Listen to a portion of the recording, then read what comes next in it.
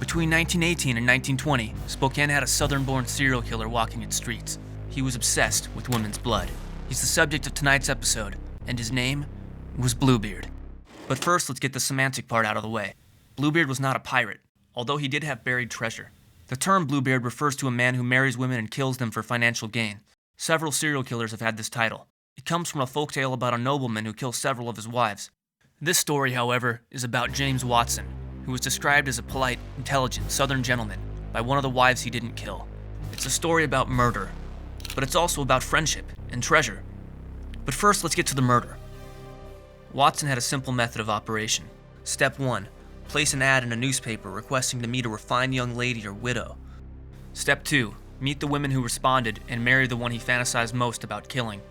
Step 3. Steal from them and/or kill them. Step 4. Move on, assume a new identity, and repeat.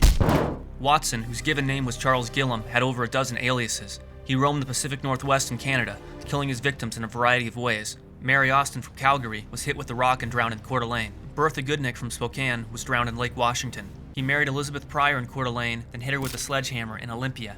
And Eleanor Fraser was pushed over the Spokane Falls on a date. Bluebeard had 7 confirmed victims, but some say the count was over twice that. He married at least 20 women, including 7 from the Spokane region, which turned out to be one too many. His marriage to Catherine Wambacher, a dressmaker who lived at the Carlisle, eventually led to his undoing. In the spring of 1920, Catherine became curious about the briefcase he always carried around and his frequent absences.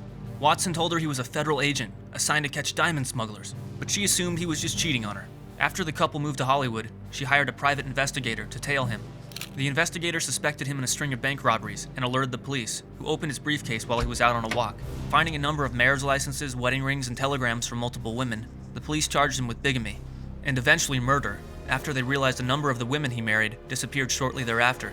Watson, who was now being referred to in the headlines as Bluebeard, was described as short, ugly, weak, and gnome-like, and many wondered how he convinced so many women to marry him.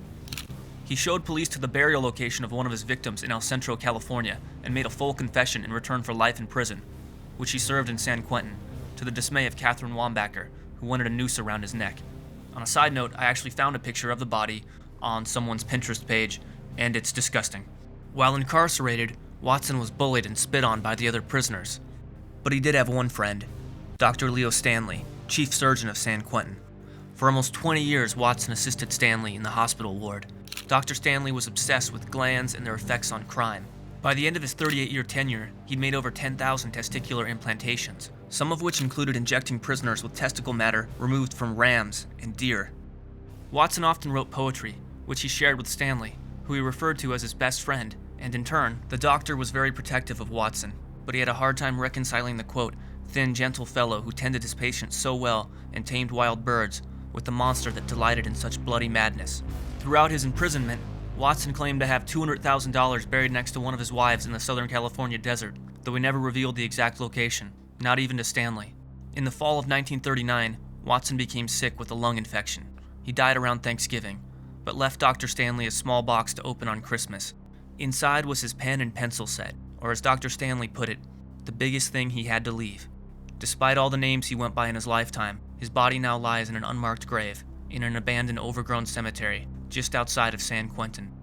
Leo Stanley went on to write 2 books, and Watson was featured prominently in both, one of which described him as a man who was half befuddled gentleness, and half, as Bluebeard himself would have said, blacker than the soot on the walls of hell.